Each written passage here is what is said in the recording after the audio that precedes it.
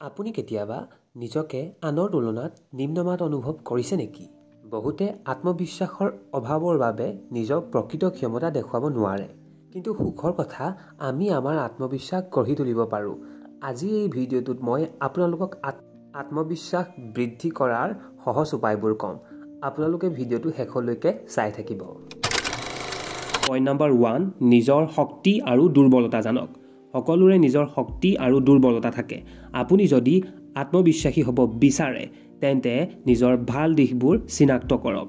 নিজৰ শক্তি জানিলে আপুনি আপোনাৰ বিশ্বাস বৃদ্ধি কৰিবলৈ আৰম্ভ কৰিব পাৰিব। উদাহৰণস্বৰূপে আপুনি মিৰৰ প্ৰেক্টিচ কৰিব পাৰে। পইণ্ট নম্বৰ 2, আত্মনিৰ্ভৰশীল হওক। যেতিয়া আপুনি আনৰ ওপৰত নিৰ্ভৰ নকৰে তেতিয়া আপোনাৰ আত্মবিশ্বাস স্বাভাৱিকতেই বৃদ্ধি হয়। গতিকে নিজে কাম কৰিবলৈ শিকক আৰু প্ৰত্যেক দিনাই এটি নতুন স্কিল শিকিবলৈ চেষ্টা কৰক। পইণ্ট নম্বৰ 3, নিজকে আনৰ লগত কেতিয়াও তুলনা নকৰিব। আন লোকৰ লগত নিজকে সদায় তুলনা কৰিলে আত্মবিশ্বাস কমি যাব। আপোনাৰ যাত্ৰা আপোনাৰ নিজস্ব, অন্য কোনোৱে আপোনাৰ দৰে হ'ব নোৱাৰে। আপোনাৰ আগৰ সংস্কৰণৰ লগত নিজক তুলনা কৰক, আনৰ লগত নহয়।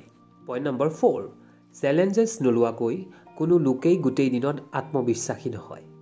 নতুন নতুন কাম কৰিবলৈ চেষ্টা কৰক, ভয় নকৰিব।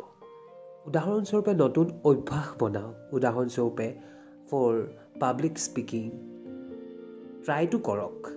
নতুন ফ্ৰেণ্ড চাৰ্কেল বনাওক, নতুন স্কিল শিকক।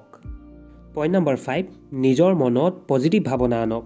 আপোনাৰ মনে যি ভাবিব আপুনি তেনে অনুভৱ কৰিব। যদি আপুনি সদায় নিগেটিভ চিন্তা কৰে তেন্তে আত্মবিশ্বাস কমি যাব। উদাহৰণস্বৰূপে পজিটিভ এফাৰ্মেশ্যন কৰিব লাগে। মই সক্ষম হ'মেই, মই যে এদিন সক্ষম হ'মেই, শক্তিশালী হ'ম আৰু সফল হ'ম। আত্মবিশ্বাস গঢ়িব পৰাটো এটা যাত্ৰা। এই সৰু সৰু অভ্যাসে আপোনাৰ আত্মবিশ্বাস বৃদ্ধি কৰিব। আপোনাৰ জীৱন পজিটিভ কৰিব বিচাৰে নেকি? যদি বিচাৰে এই উপায়বোৰ ফ'ল' কৰক আৰু এই ভিডিঅ'টো লাইক, কমেণ্ট আৰু মোৰ চেনেলটো ছাবস্ক্ৰাইব কৰিবলৈ নাপাহৰিব। ধন্যবাদ।